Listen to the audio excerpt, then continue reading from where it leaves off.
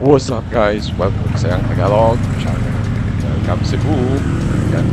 Nandito ngayon tayo sa aming hometown, Alamban, Cebu. So, maghahanap naman tayo ng buwan or tuyo. Dried fish. Malaman natin kung alin ang mas mahal. Dried fish ba? O ang lechon? O baboy? So, let's go!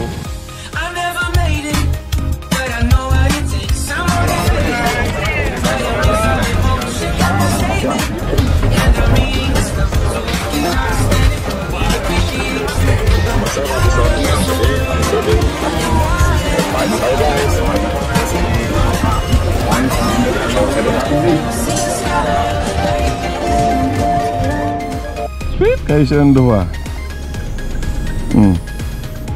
Lovers in Talamban. Kulapo yung tira daw. So Sunday, birthday ni Manuel Buhay kagabi. Mauna na ang resulta. So, Bay, wag yung problema, bay. Ikaw may naa. ingong kog di na mag-inom, nag-inom ta. Mauna, hot dan tagkwarta. Paite. So, maghanap tayo ng buwad o tuyo o dried fish. So, normally, doon sa tapos sa Banay at Tabuan kami bumibili ng dried fish, pero ngayon dito sa Talamban meron kaming suke at dito natin siya natatagpuan sa liyo ng Robinson na public market. Ito, hanapin na natin ang nagtitinda ng tuyo. Pili tayo ng danggit, pusit, sapsap, pinikas. So, let's go! Ang pilang buwan ninyo, danggit. Ang danggit niya? 120.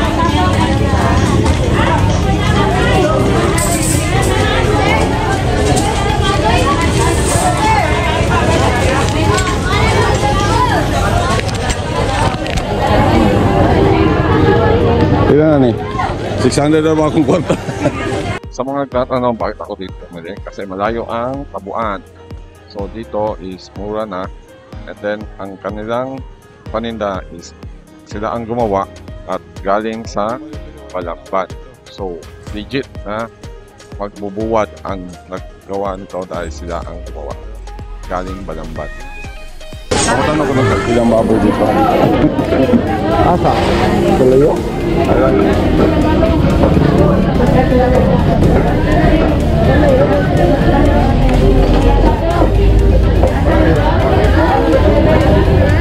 Hola.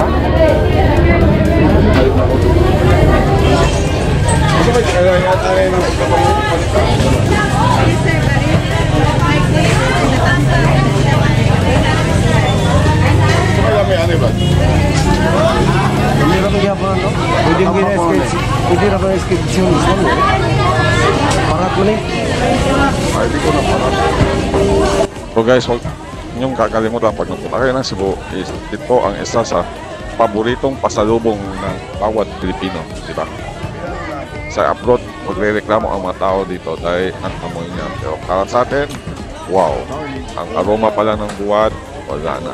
So ang famous na danggit Cebu at ang kanilang dried fish tuloy, dried squid, ayan.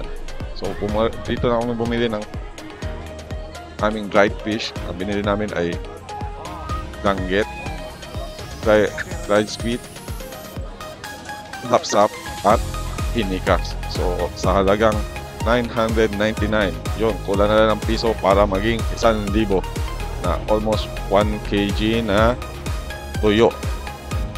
So dito mo malalaman kung alin ang mas mahal, baboy ba o ang buwad.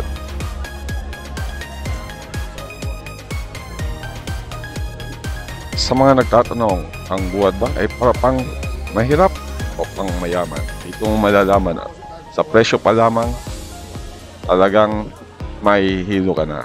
Kung ang baboy 1 kilo is 400, 300, ito ang buwad o dried fish tumataginting na 700 to 1,000 ang 1 kilo conforme sa kanyang klase. Class A ba yan o Class B? So, kaya masasabi ko, ang buwad ay hindi para sa mahirap, para sa mayaman. Mayaman na makabili nito.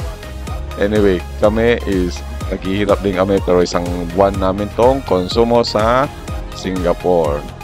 Kaya bumili na lang kami ng 900. Kung doon ka bibili sa Singapore, medyo pricey rin. Ang kanilang pinikas doon is kumataginting na $5 ang 3 piraso. It means it's about 150. So, tag 50 ang isang pirasong tuyo. So, maraming salamat kay ate. Itong buwan na to galing daw ng Bantayan. So, thank you and bye-bye.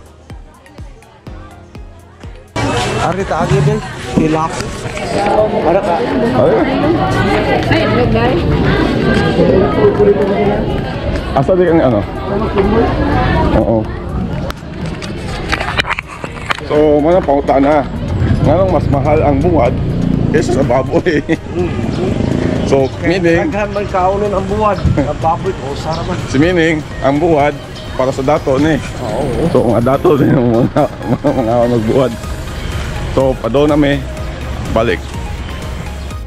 Konting trivia lang guys, during my high school days. Itong place na to ang nainumduman ko dati. Yan ang San Isidro Parish School. Ang aking classroom is ayan, nandyan sa harapan ng mangga. So, ang baba niya, meron silang basement na ang mga estudyante ay first year high school. So, New Year nun, nagtatapong kami ng paputok sa baba.